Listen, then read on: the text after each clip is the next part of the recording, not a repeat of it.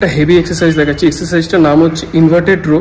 যারা pull up করতে পারো না, যে সমস্ত বোনেরা আমার দেখেছি অনেকে পুল আপ করতে চায়, অনেক ভাইরাও আছে যারা পুল আপ করতে চায় বাট পুল আপ করতে পারে না বা চিন আপ করতে পারে না, তো তাদের জন্য এটা একটা best option.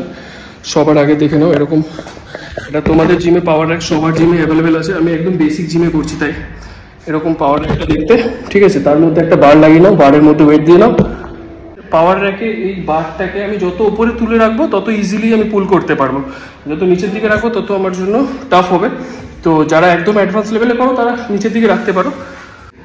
R leg should be straight, নি বেন্ড করে যারা ফার্স্ট টাইম করছো তারা নি বেন্ড করে করতে পারো। যারা এক সপ্তাহ করে নিচ্ছো, 2 সপ্তাহ করে নিচ্ছো, তারা নি স্ট্রেট করে রাখবে, ঠিক আছে। বারটাকে দেখো শোল্ডার লেন্থে ধরলাম,